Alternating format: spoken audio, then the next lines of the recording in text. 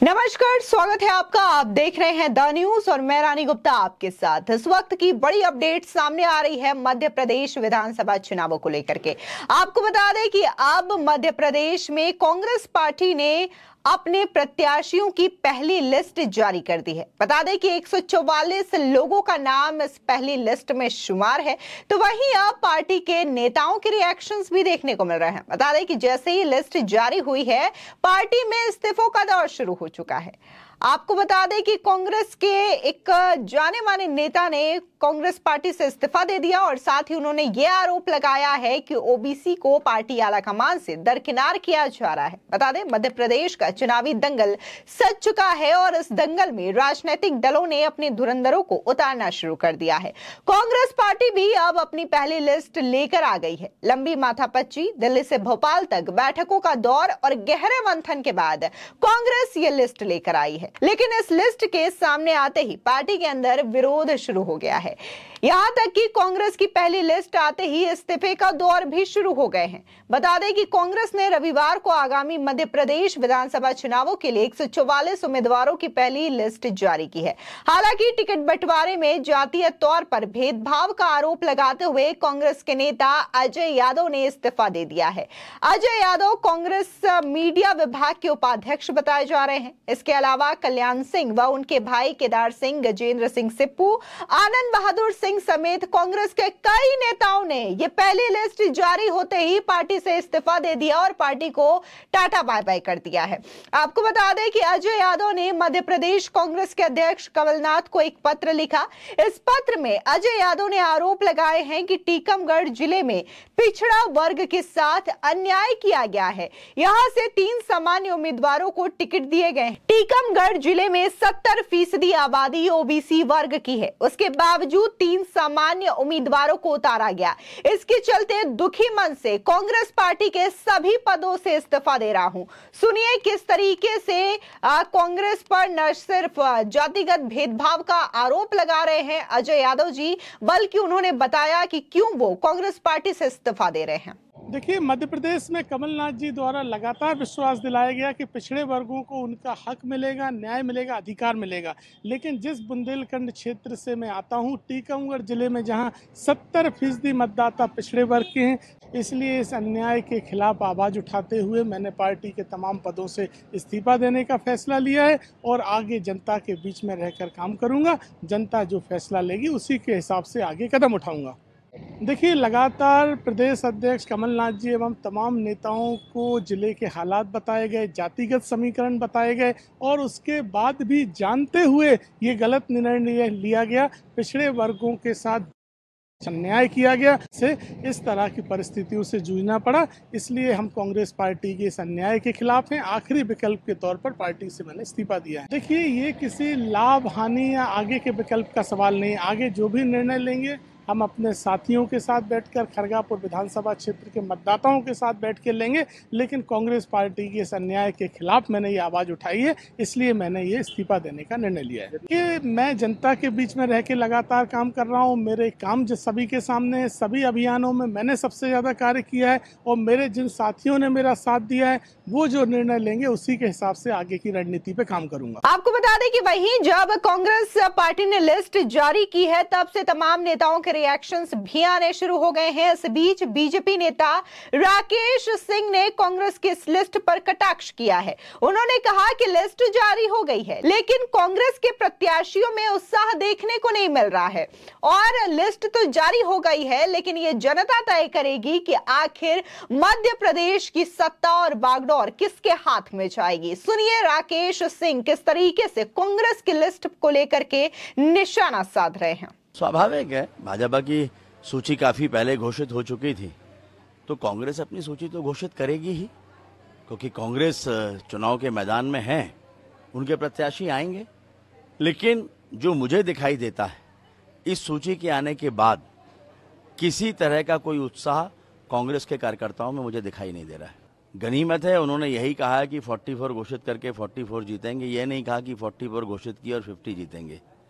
उनका अपना आकलन होगा, लेकिन किसी एक पार्टी के आकलन से, उसमें हम भी शामिल हैं, परिणाम नहीं आते। परिणाम आते हैं जनता के अपने निर्णय से और जनता के चुनाव के पहले किए जाने वाले आकलनों से, और वो सारे आकलन जनता के भारतीय जनता पार्टी के पक्ष में। भारतीय जनता पार्टी चुनाव जीतने के लिए मैदान में उतरी है। पश्चिम विधानसभा क्षेत्र अकेला नहीं, मध्य प्रदेश में भारी बहुमत के साथ भारतीय जनता पार्टी अपनी सरकार बनाने जा रही है। नेतृत्व ने 150 से ज्यादा कहा है, लेकिन बची हुई सीटों पर भी बंटवारा होगा कांग्रेस और बीजेपी के बीच में, और इसलिए हम कह सकते हैं कि भारी बहुमत से भारतीय जनता पार्टी सरकार बना रही है। कुछ एक मुद्दे अगर अपनी विधानसभा के बता। मैं पूरा एक विजन डॉक्यूमेंट ही अभी प्रेस और जनता के सामने रखूंगा, लेकिन कुल मिलाकर 10 सालों में आप कोई भी बड़ा काम यहाँ का देख लें इस विधानसभा क्षेत्र में, जिसको आप बड़ा काम कहते हो, जिसका विधानसभा या शहर के विकास में योगदान होता हो, वो सारे के सारे काम सांसद के, भारतीय जनता पार्टी के सांसद के, यानी मेरे द्वारा कराए गए काम हैं। भारतीय जनता पार्टी की केंद्र सरकार और राज्य सरकार के द्वारा किए गए काम हैं, और इसलिए मुझे पूछने पर भी कोई काम ऐसा नहीं दिखाई दे रहा है जिससे विधानसभा के विकास को कोई गति मिलती हो या दिशा मिलती हो। आपको बता दें, दरअसल मध्य प्रदेश में 17 नवंबर को मतदान होगा, जबकि वोटों की गिनती 3 दिसंबर को होगी। ये चुनाव सीधे तौर पर कांग्रेस बनाम बीजेपी के बीच मानी जा रही है। फिलहाल लंबी माथापच्ची के बाद कांग्रेस की पहली लिस्ट आते ही ये साफ हो गया है कि मध्य प्रदेश का चुनावी संग्राम काफी ज्यादा दिलचस्प होने जा रहा है। वहीं सत्तारूढ़ बीजेपी पहले ही राज्य के 230 विधानसभा क्षेत्रों में से 136 के लिए उम्मीदवारों की घोषणा कर चुकी है। मध्य प्रदेश के मुख्यमंत्री शिवराज सिंह चौहान अपनी पारंपरिक बुधनी सीट से चुनाव लड़ेंगे। बता दें कि अब कांग्रेस की पहली सूची में 144 उम्मीदवारों की घोषणा की है। इस लिस्ट में मध्य प्रदेश के पूर्व मुख्यमंत्री कमलनाथ, मध्य प्रदेश के पूर्व उच्च शिक्षा मंत्री जीतू पटवारी, जयवर्धन सिंह, मध्य प्रदेश विधानसभा की सदस्य विजय लक्ष्मी साधो और मध्य प्रदेश विधानसभा के सदस्य लक्ष्मण सिंह जैसे प्रमुख नाम शामिल हैं। बता दें कि पूर्व मुख्यमंत्री दिग्विजय सिंह के बेटे जयवर्धन सिंह को राघी घाट सीट से मैदान में उतारा गया है। वहीं इस लिस्ट के जारी होते ही बीजेपी ने कांग्रेस पर वंशवाद राजनीति करने का बड़ा आरोप लगा दिया है। बता दें, बीजेपी ने सीधे तौर पर यह कहा है कि वंशवाद की भेंट चढ़ चुकी है कांग्रेस प्रत्याशियों की यह लिस्ट। साथ ही बीजेपी ने अपने सोशल मीडिया प्लेटफॉर्म एक्स पर एक फोटो भी शेयर किया है, और इस फोटो में साफ देखा जा सकता है कि कैसे दिग्विजय सिंह के भाई, बेटे और उनके एक रिश्तेदार को कांग्रेस पार्टी ने अपने 144 जो लिस्ट जारी की है प्रत्याशियों की, उसमें जगह दी है। यहां पर स्पष्ट दिखाई देता है कि कैसे दिग्विजय सिंह के परिवार वालों, उनके बेटे और उनके भाइयों को ज्यादा तवज्जो कांग्रेस पार्टी की ओर से दी जा रही है। ऐसे में मध्य प्रदेश की वीआईपी सीट्स को लेकर के भी काफी ज्यादा चर्चाएं हैं। बता दें कि पूर्व सीएम कमलनाथ अपनी पुरानी सीट छिंदवाड़ा से ही चुनाव लड़ेंगे। वहीं सीएम शिवराज सिंह चौहान के खिलाफ बुधनी से कांग्रेस ने विक्रम मात्साल को चुनावी मैदान में उतारा है। मध्य प्रदेश में वरिष्ठ कांग्रेस नेता गोविंद सिंह लाहार से चुनावी मैदान में होंगे। वहीं इंदौर 1 से बीजेपी उम्मीदवार कैलाश विजयवर्गीय के सामने कांग्रेस के नेता संजय शुक्ला को उतारा गया है। शुक्ला की यह पारंपरिक सीट है और वर्तमान में वो यहां से विधायक भी है।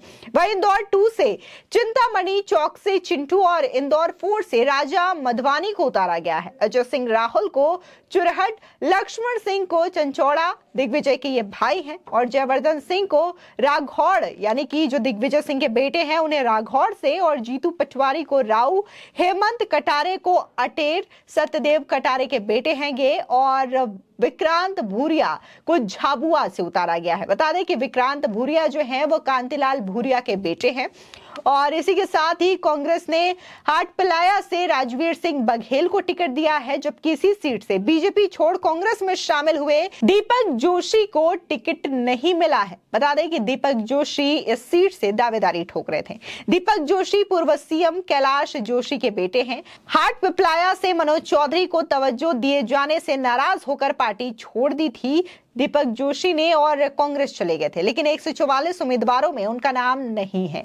इसी के साथ ही जब महिला आरक्षण को लेकर के काफी ज्यादा बात हो रही थी और ये जो विधेयक है वो दोनों सदनों में मोदी गवर्नमेंट के द्वारा पास करा लिया जाता है, तब कांग्रेस ये कहती है कि इस विधेयक को लागू होने में 10 साल लग जाएंगे, ये विधेयक आज ही क्यों लागू नहीं होती। यानी कि सबसे ज्यादा जो महिला आरक्षण जल्द लागू करने की बात कह रही थी, मांग कर रही थी कांग्रेस पार्टी, अगर उन्हीं की हम बात करें तो जब मध्य प्रदेश में वो अपने प्रत्याशियों को लेकर के लिस्ट जारी करती है, इस प्रत्याशी में केवल 19 महिलाओं को ही टिकट दिया गया है। यानी कि 144 लोगों में से केवल 19 महिलाओं को ही कांग्रेस पार्टी ने तवज्जो दी है। ये दिखाता है कि कांग्रेस जो बातें कहती है और जो करती है उसमें कितना फर्क है।